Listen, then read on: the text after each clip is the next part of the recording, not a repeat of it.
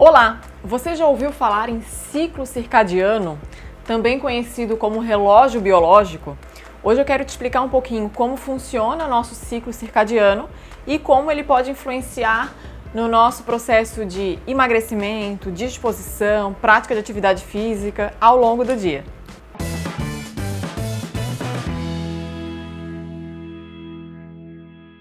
Hoje em dia, com o mundo cada vez exigindo mais da gente, a gente tem a tendência de querer burlar ao máximo o nosso ciclo circadiano. O nosso corpo pede descanso, enquanto a gente quer tentar trabalhar mais, fazer mais atividade física, beber café o dia inteiro para ver se auxilia na disposição.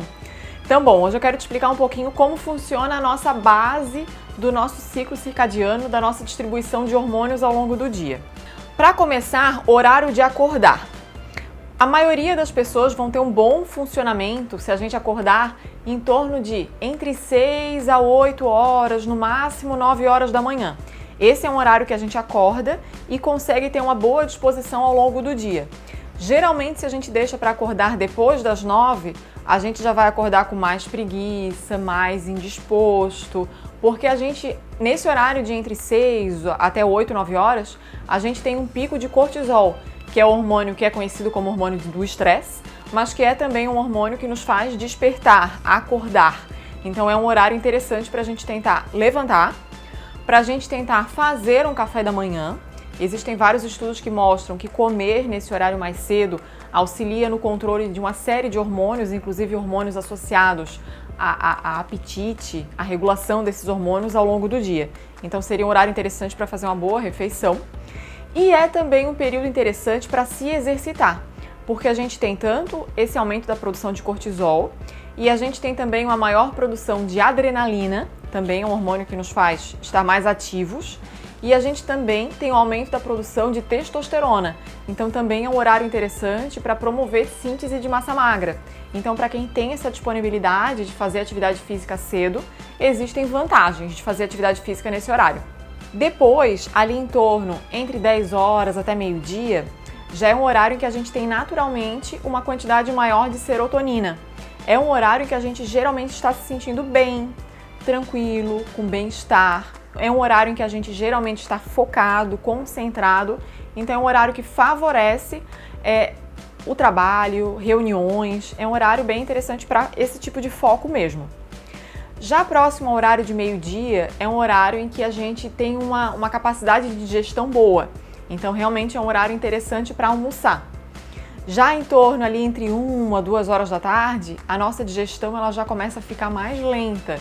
Então, o ideal já não seria deixar para almoçar mais tarde. Seria tentar respeitar esse relógio biológico para almoçar realmente próximo ao meio-dia.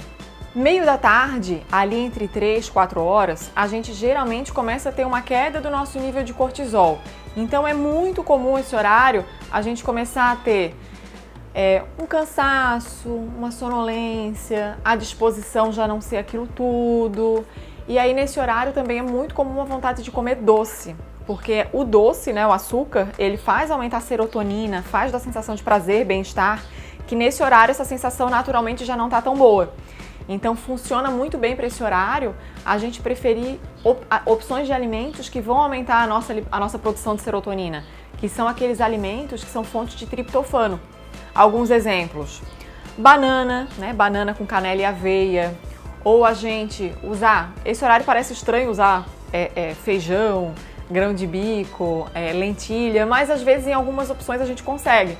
Por exemplo, a gente carregar para o serviço uma empadinha feita com grão de bico em casa, ou carregar snack de grão de bico. A gente encontra em loja de produtos naturais e a gente pode fazer em casa também. Resumidamente, vocês vão encontrar na internet receita, tá? Mas seria a gente cozinhar o grão de bico e colocar para assar com tempero, ele fica crocante, fica um snack bem interessante.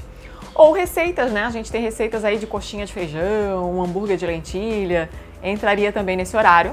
Cacau, abacate, também são dois alimentos que também têm essa função. Então, por exemplo, a gente amassar lá um abacate com banana, cacau e fazer como se fosse um mousse. Isso funciona super bem também para vontade de comer doce, para aumentar a sensação de prazer, de bem-estar, também é outra opção bem interessante.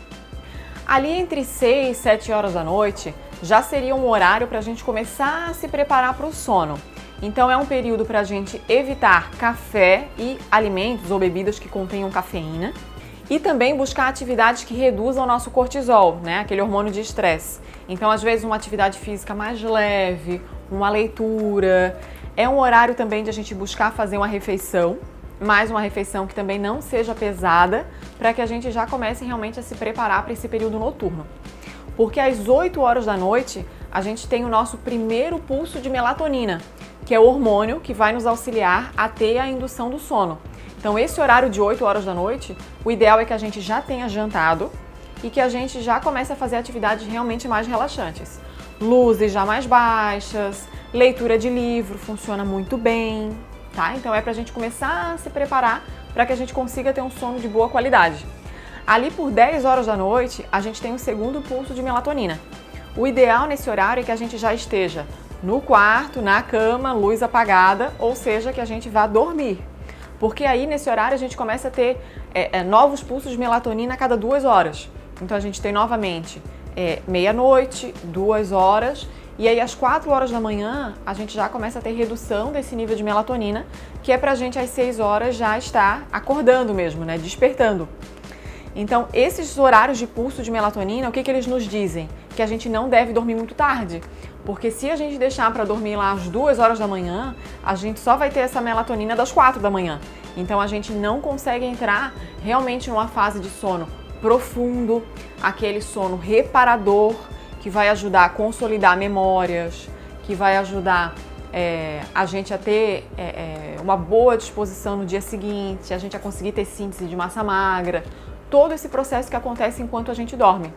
E dormir é um dos pontos mais importantes para que no dia seguinte a gente tenha disposição, para que a gente tenha foco, para que a gente consiga fazer atividade física com bom desempenho. Então, respeitar esse nosso ritmo natural funciona muito bem, nos ajuda muito a ter qualidade de vida. Outro destaque importante para tempos modernos, né, pensando em sono, é a gente evitar na hora de dormir estar lá grudado no celular, estar lá grudado na tela do computador ou da TV. Existem estudos nos mostrando que ficar ligado a esse tipo de luz antes de dormir nos dificulta a produção de melatonina. É como se o nosso corpo interpretasse que é dia.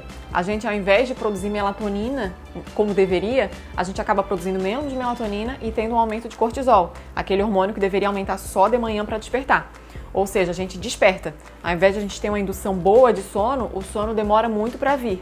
Então, à noite, o ideal é luzinha mais baixa, livro, talvez um chazinho relaxante para acompanhar. Pensem como uma criança, que a gente vai fazer toda aquela rotina do sono para a criança entender que é noite, né? Que é hora de dormir.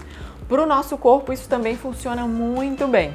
Sei que talvez você me fale que é difícil seguir isso, né? Que hoje no mundo moderno é difícil seguir tudo isso, mas tente, você vai perceber bastante melhora de qualidade de vida.